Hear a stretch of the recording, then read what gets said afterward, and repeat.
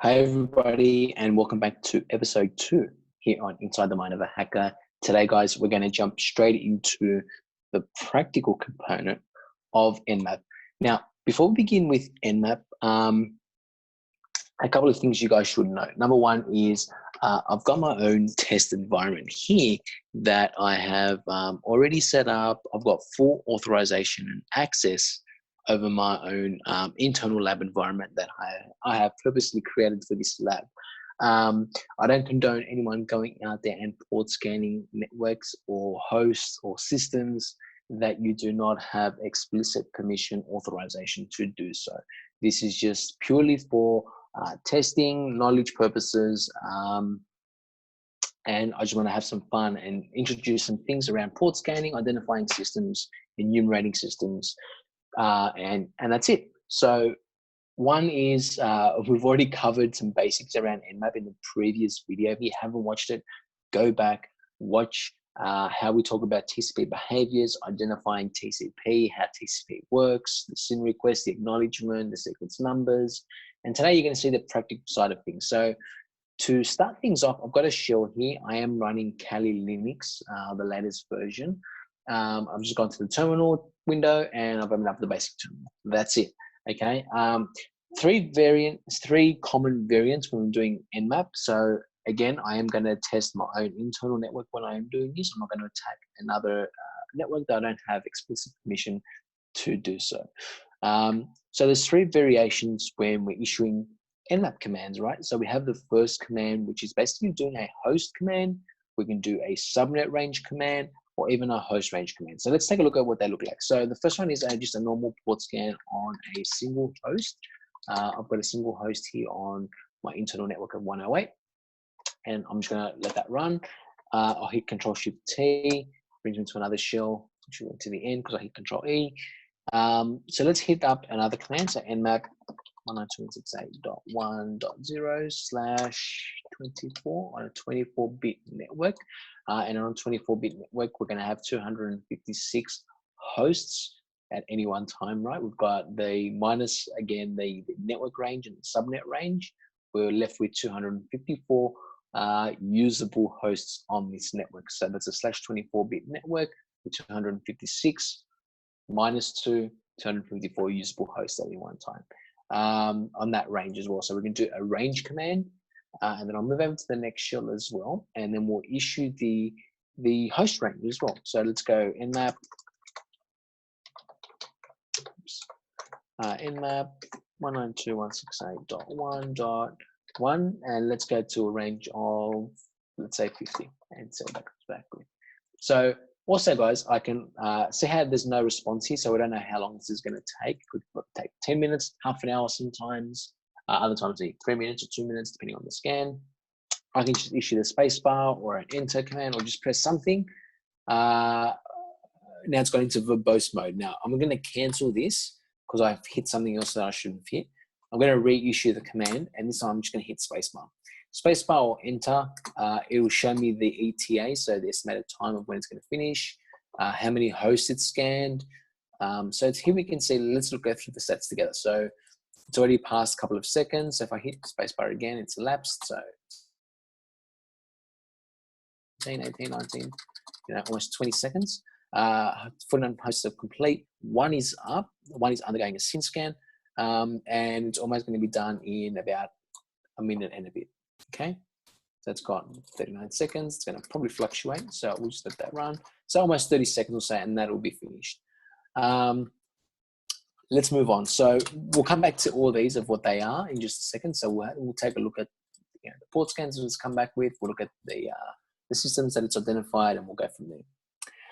Some more commands that we can do is, if we choose here nmap, tac s capital P and that range. So let's go 192.168.1.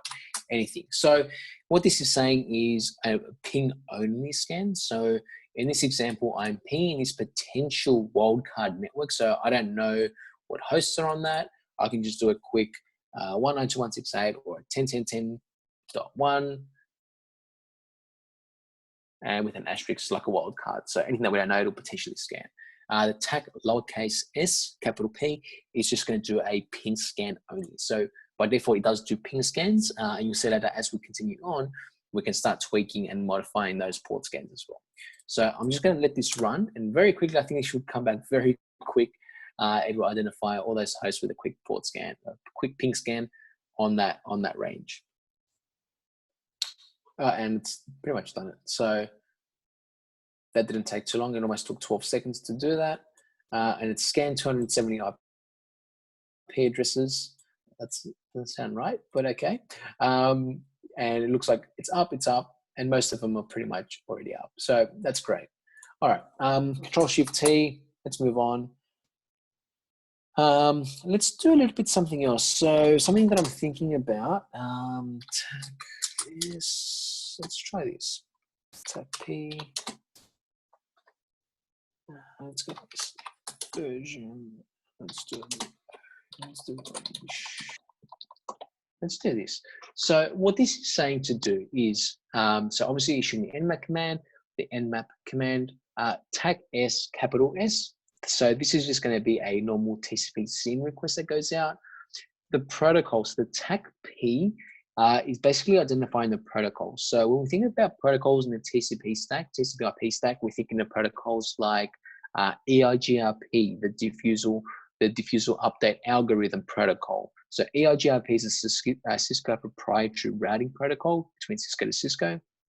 That routing function, the diffusal update algorithm protocol, is its own protocol. The way it takes into bandwidth accumulation of the routing, of how it goes into the routing process and putting in the routes in the routing topology and the neighbor topology and all that sort of stuff.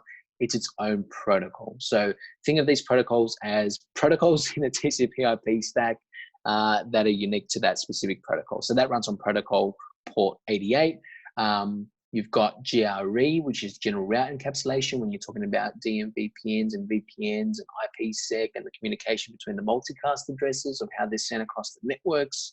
That runs on protocol number 47 in the stack. ESP-AH, the authentication header and encapsulation when we're talking about IPsec specifically. They run on protocols, I think 50 and 51 respectively. So ESP runs on protocol 50, AH runs on protocol 51. Even some more common protocols like ICMP that runs on protocol number 1, TCP runs on protocol number 6, UDP protocol number 7. So you get the idea. This is just a protocol scan, not a port scan, right? So running on the protocol. So we're trying to identify what protocol could be running if it's TCP. If it's ICMP, if it's running GRE, like we just mentioned, it will try and divulge information about what protocol is potentially running. I don't think that's going to come back with anything, but it was a good try. And I thought maybe that host would have come back with something, but it hasn't in this case. So that's okay. It doesn't sort of like that host. That's okay.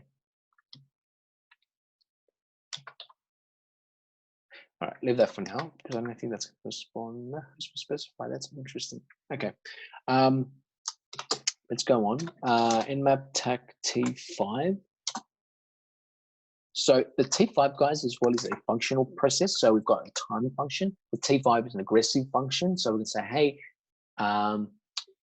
be really aggressive in your requests. T5 is highly aggressive. T1 is really slow. And you can range it between T1, T2, T3, T4, or T5. In variants of testing and trial and error, I found usually T4 works really well. T1, because it's so slow, sometimes the way it goes into the network and the responsive traffic causes issues. You get broken stuff that come back, the things that are not right. T5 is sometimes too aggressive. It'll go too quick. It'll miss things. T1 is again slow. You might not even get the right thing. It just takes forever. T4 works really well in my experience, and we'll do some right things later on when we start talking about the active scans as well. But in this case, we're going to do a T5 scan against this host. But it was really quick because it's on the same network, which is funny. So it's come back with obviously these hosts, these services that are open, and that's it. So by default, you guys know that Nmap uses the default ports of 1000, so the top raw known TCP ports of 1000, and it doesn't do them in chronological order, so it won't go TCP number 1, 2, 3, 4, all the way up to 1000. It'll use the raw known ports. So let's say, for example, it'll use port 22 for SSH, 23 for Telnet, port 80, port 443, 139, 445 for SMB, 3389 maybe for RDP, etc. You know, it'll use the top well-known 1000 potential ports that are likely to be compromised or have issues like, you know, SSH is a common one, port 80. If we start talking about NetBIOS, things like that, it'll use the well-known ports and it'll use 1000 of them to potentially try and find exploits in, right? So taking that, what we know as well, we can specify those ports. So we can also do, instead of using the top well-known ports, we can also go top ports, so dash top dash ports. We can also issue the top 20 ports. So if we want to go all the way up to 1000, we can go 20 or 100 or 50 or, you know, whatever. So we can go as high, low, as granular as we want. And then we can obviously specify the range. Let's do .1 to maybe 100, or maybe a specific host or the range of the subnet as well. And I'll let that run. All right, let's go back and let's visit what we've got. So we've done the initial host Nmap. So we've seen a couple of services that are running. We've got 3389, so RDP's up. Looks like 445, some sort of SMBs running, 443.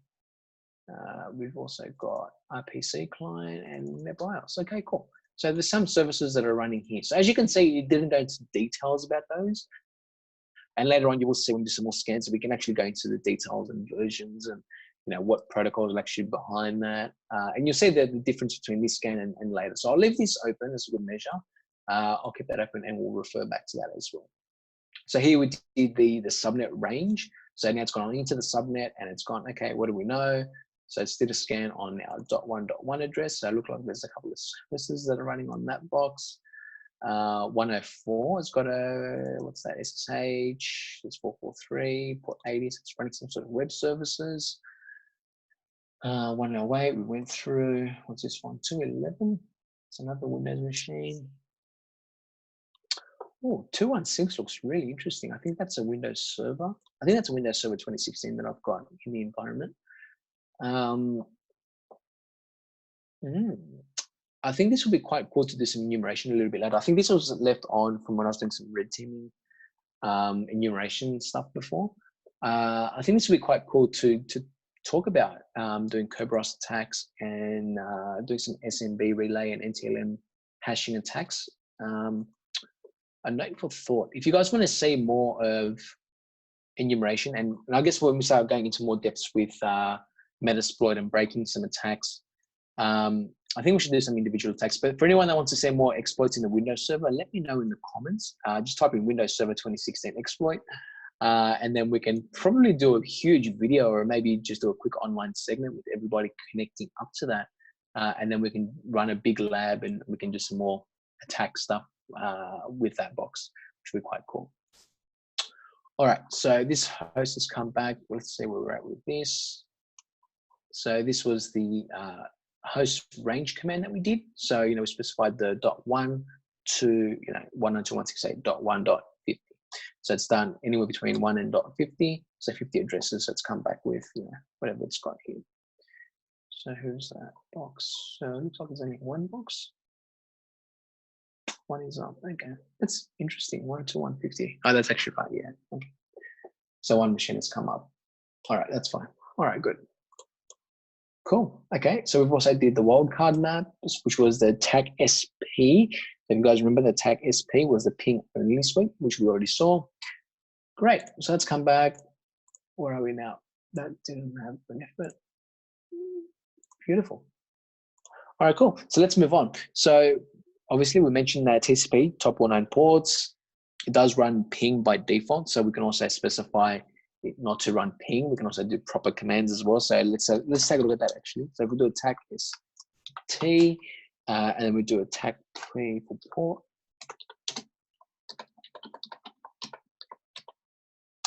Let's go to 105. So this command is basically saying, okay, let's do an nmap against tag S capital T. The capital T is just doing a TCP connect request. Now we're looking at a specific port. So it's going to do a range of ports, looking for port 80 for a connection between that 1 and 105. So I'll let that run. And let's press spacebar and let's see how quick it's going to take. So it shouldn't take too long. There we go, cool. So we've got one host, one is up, 104, that's fine. And we've also got this guy. No, that is the same IP address. It's fine. So it looks like it's got one IP address. The 104 address is the only machine with. That doesn't seem right. I'm going to run that again.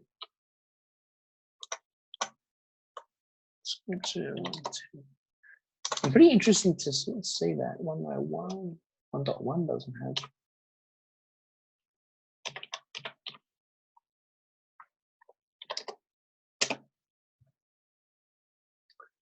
From memory, there should be 2 ports. I'm not sure why 1 didn't come up since we already did it at 1. Oh, it has, yeah. My bad. Did that come up there? I didn't see it. I did, yeah, that's my bad. Okay, it did. So .1.1 and .104 as well. So 2 services, two hosts with port 80 have come up. That's right, yeah. I just didn't see that .1.1 address. That's interesting. Cool. All right, so that worked perfectly. Great. And also 108 as well, looks like it, but it's a filtered port. Now, filter doesn't mean closed, guys, either. It could be a restriction, could be an access control, could be some more sort of authorization. It'll take more enumeration to identify the filtered state, but filtered does not mean closed by any means. Okay, closed means closed. Filtered does not mean closed. All right, cool. Let's clear that up and let's move on. So I think the next one that I want to talk about is running some decoy attacks. So let's fire up Wireshark. I'm going to move this over to another screen, and what I'm going to do is I'm going to put out the syntax for you guys to see, and then we'll walk through it. So what I want to show you guys is doing some decoy attacks. So one interesting thing that I want to do is attack a specific host. So let's attack this box with attack D, and we'll use 2 specific servers. So did I keep that open? I closed it. Okay. Let's go back here and let's do a quick port scan of, let's do a ping scan. So tag SP, ping. Now I'm terrible with remembering things. So as you can see, I'll forget IP addresses. So this is why documentation comes so handy. When I'm doing red teaming stuff or pen testing, I'm always writing notes. And I think we should do a video on documentation and doing things nicely. So you guys can actually see how I map things out.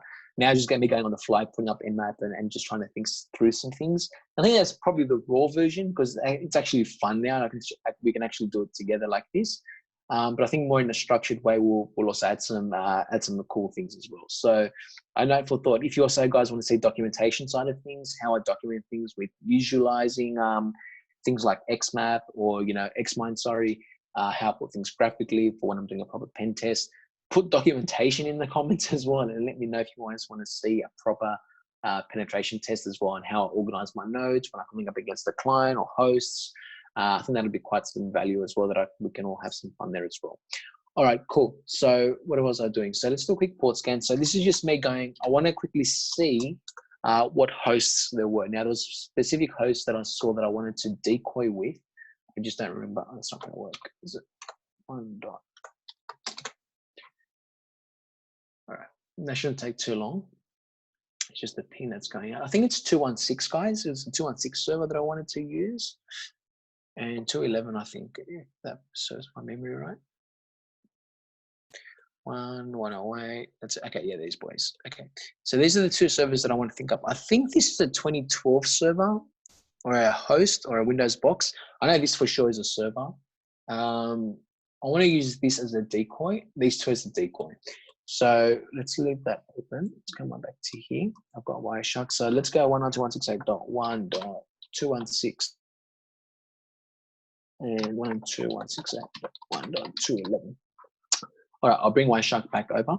So I've got Wireshark running. Ethernet 0 is the interface that I'm running this on, and I'm just going to double click that and let that run just for a couple of seconds. I'm going to move that over to another screen. And now while that Wireshark is running on the other screen, the SYN request is going to go out to this machine. So we're doing a SYN request out to the 108. So the victim machine that we want to hit. And then we're going to run the decoy attack. So the decoy, what it's going to do is it's going to send in our own source IP address. In this instance, our IP address is .173 from memory. And then it's also going to throw in these two addresses. Now you can see where this gets really interesting. I can now start putting in bogus IP addresses. They're probably not related. Production system IP addresses, server information IP addresses, receptionist IP addresses, you know, even a list. If I've got 300 IP addresses that I can put in as a decoy and put that into the listing here, you can see from someone at a blue team sitting there looking at the logs all day like this, you know, we've already sent almost 7,000 packets, and that was just maybe a couple of, you know, minutes. Imagine on these production networks where you're seeing, you know, tens and thousands of bits of traffic coming in every few seconds. So, you know, when you have a team of people that are monitoring this, it's going to get really hard for them to start going, oh, there's a fluctuation of traffic. How am I going to monitor that?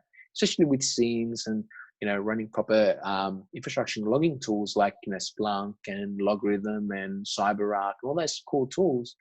You know, once a lot of traffic starts coming in, you can lose your grippings very easily, lose your compass your compass bearings really easy and really quickly. So I'm going to stop this because I want these requests coming fresh, and I was talking for a few minutes there. So I'm going to hit stop, and I also want to clear. Let's go. Let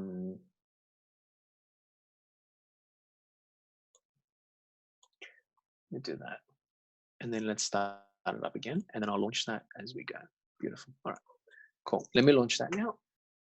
And I'll give that a few seconds to send the packets in, and I'm seeing them, and let me move this over, and you can start seeing all the traffic come in from 173. Here we go. So I'm going to pause that right now. I'm going to stop that capture, and we're going to refer to this in just a second.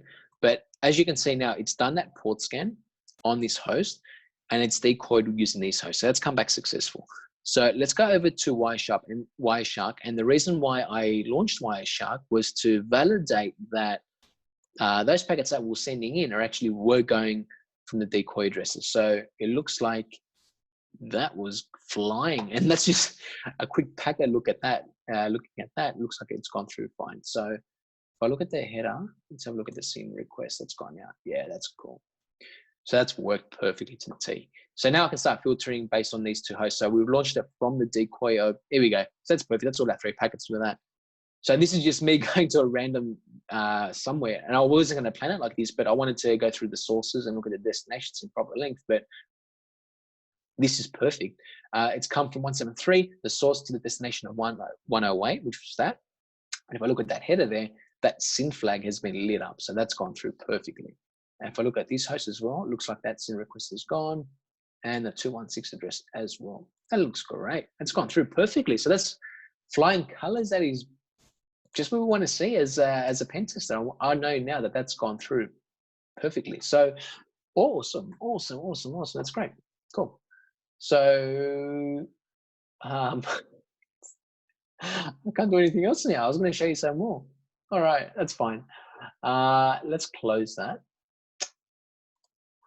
Continue that saving. Wow, that's great. Sensational. You love it when things work. Another command, guys. So attack V. Now, this took me a long time to realize when I was doing networking and pen testing and all the stuff that I've been doing.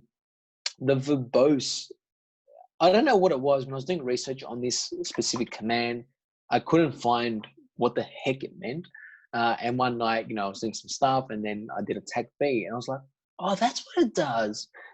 The attack V just brings things up on the screen, right? So it verboses it onto the screen, and it shows you where it's at. I kid you not, I had no idea what this meant for a long time, and it took me years before I actually figured out verbose, and I did so much research on it. Yeah, and that was my sort of journey. But you know, you can never learn and stop learning. So there's things that I don't know and continue to know, and things I forget all the time. You know, if I'm doing a port scan, I'll forget how to do something. I've got to research it again because, you know, I haven't done it for a long time or whatever. So always learning, always, you know, tinkering and breaking things, and that's the way you sort of have fun, right? So a couple more things. So we did the attack V for verbose. We saw that come up. So it's showing us the status progress of how it's going. Some more commands. If you do attack F, So, before how we mentioned that Nmap uses the top well-known ports of 1000. Well, TACF, I think, stands for fast, and the fast is a reflection of the top well-known 100 ports.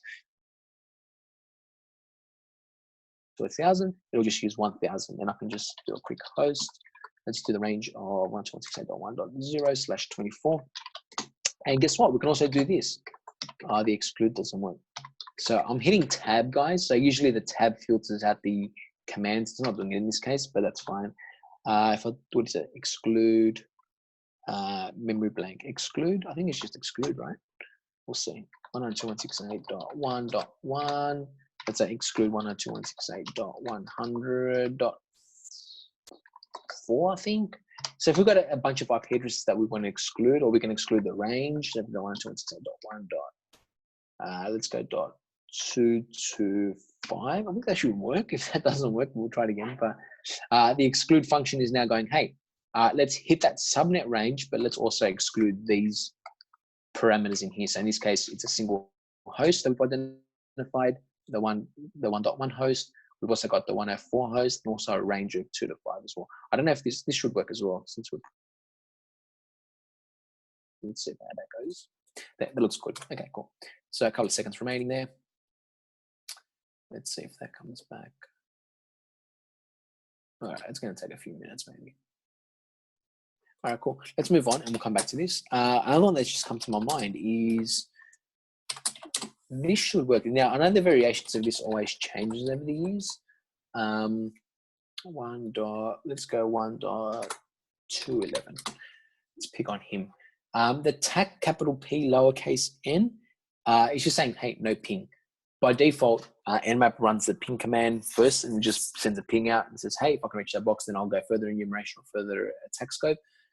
In this case, maybe what I want to do pings for whatever reasons if we're coming up against the firewall. And then there's more advanced things. I don't want to go into it, but this is more of the basics end of things. But if I don't want to do a proper ping scan because it's being filtered, or if a device knows that I'm going to send a ping request and not going to respond, I can then do a no ping, and then it might use an ARP request or a TCP request in the information. So let's see how that responds. We'll go back and we'll see. Cool. So let's just come back.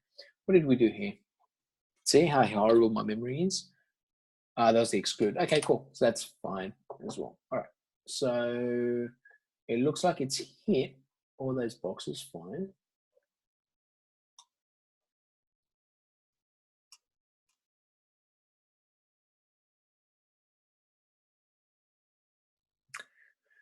Hang on a second. Where are we? 2.6.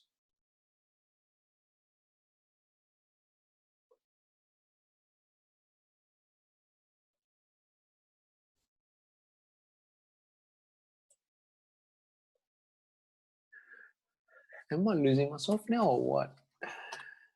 All right, .1.0 exclude. Why can I not see that parameter up here? Here it is. Okay, it's just hiding. All right, so we did that. That worked fine. So it's doing an up ping. So look at that. So undergoing up. And that's great. So up and sin. So great. So it's done that perfectly. So it's excluded from those guys. And then it's hit that whole subnet range. So hopefully we won't get any response from the .1.1 or 104 or anything between 2 to 5. And I know nothing's on 2 to 5.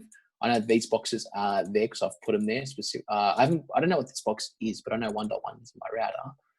108, yeah. So it looks like it's missed. Yeah. Why is it saying that it's hit 104? And that is really interesting. All right, so let's miss that. So what I mean by sometimes it can get really flaky, even though we've put into an exclude list, it's also still done it. So that's actually strange.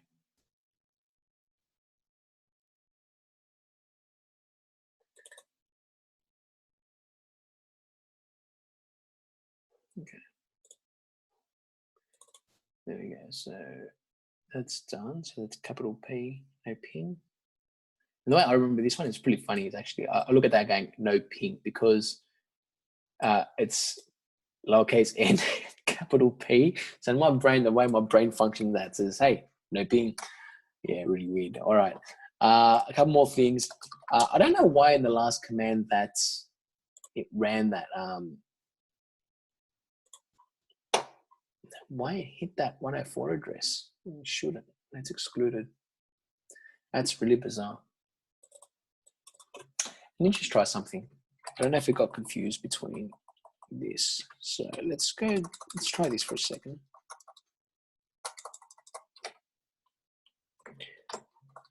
Let's go anything from 1 to 105.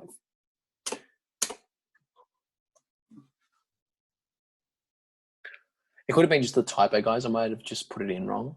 So always be very wary when we're doing port scans as well. And when you're coming up into a blind network, guys, this is just some train for thought as well. If I'm going on blind and doing a red team into an unknown territory of a network that I have never touched, never seen, don't know what's on it, I'm not just going to blindly go in, fire up Kali and just go Nmap, whatever this network is, like, you know, the whole range or the, you know, /22 network with 1,000 hosts or whatever the heck it is.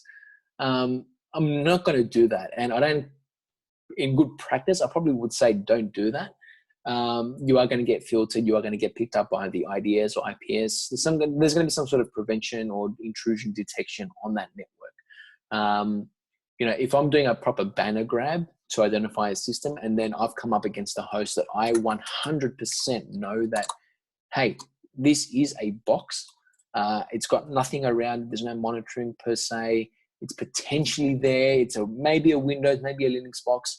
Then I'll 100% scan that box. But in a blind network, you know, I wouldn't launch Nmap on a production network that I have no idea what's on there.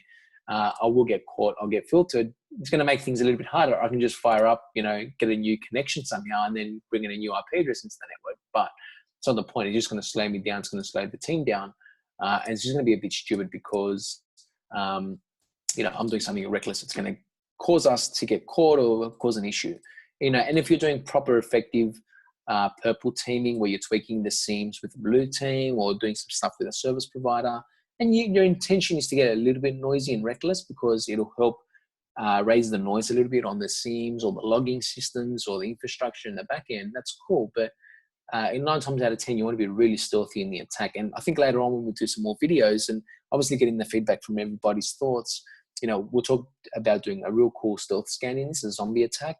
We'll talk about doing that. And then we just look at proper things like doing things on the lowdown, which is really interesting. So let's see if this has worked. If it hasn't worked, we'll investigate further. So I just want to look for that command. I don't know why it's so messy for tonight. It's just being annoying. And it's late as well, and I think my eyes are all playing up. So attack V.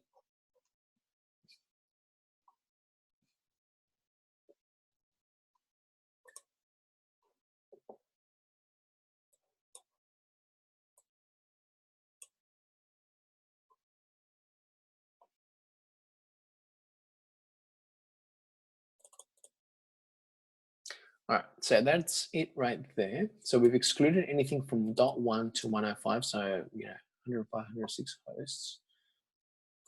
Cool. So it's excluded. So it must have been a typo that I've done, which maybe I've put into that list. What did I put before? Let's have a look at that, what we did. So we've put in .1. Yeah, that's weird. I don't know. I honestly don't know why it's not excluded it. Normally going left to right is fine. So I would have picked .1, it would have gone 104, exclude. Oh, you know why? Typo. 100. 1.1.1. 192.168.1.1. 192.168.100. Yeah, no wonder. Okay, see, typo. And that's why we get flanked, because, you know, we did something wrong. So that's fine. Error. I'm going to cancel that. Let's clear the screen. Good work, guys. Another very quick one before we head off. Interface list. So the interface list is very helpful. Just get our bearings of our interfaces when we're launching Nmap. So if I want to launch it from an Ethernet 0 interface or specific interfaces, we can also do IPv6 Nmap scans. I don't have IPv6 set up on here. Oh, actually, I do. No, I think we'll leave IPv6 for now. I don't want to go into IPv6 because I don't have the right train of thought to do IPv6. But yeah, we're going to do IPv6, but the interface list command shows us our interfaces, shows what's up and how we can start, using specific interfaces to launch and do the attacks as well. What the heck happened there?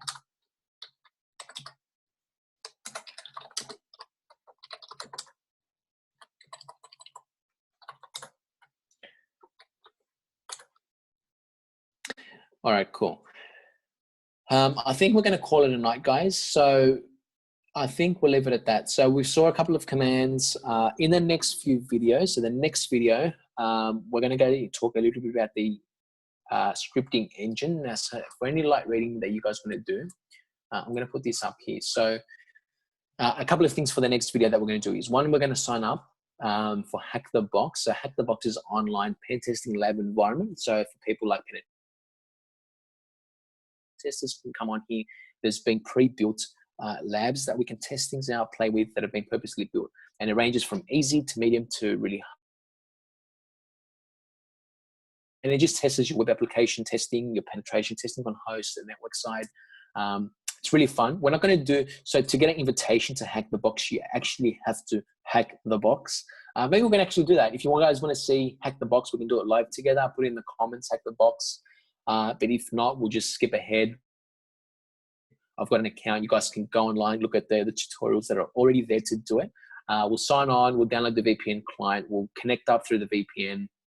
We'll pick a host, and then we'll Nmap it and do some enumeration. And then we'll also look at the scripting engine. So if you guys want to head over to nmap.org, over here, there's a whole thing, a whole library of Nmap.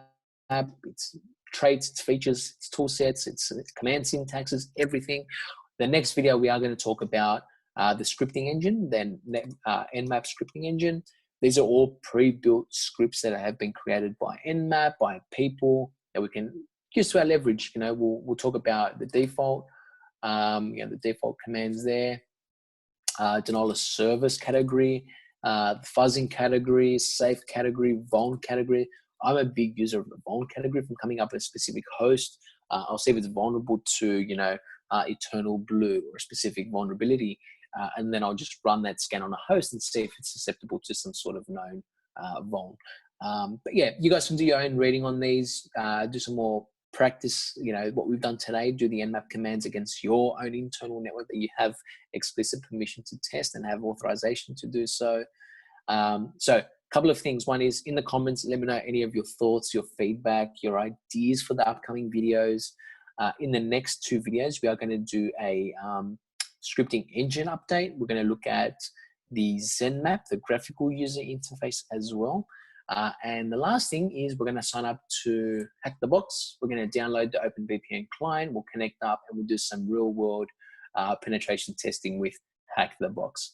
Guys, this has been so much fun. I hope you've enjoyed it. Any other thoughts, feedback, comments, let me know in the comments. And I'll see you guys in the next video. Have a nice day and we'll talk soon.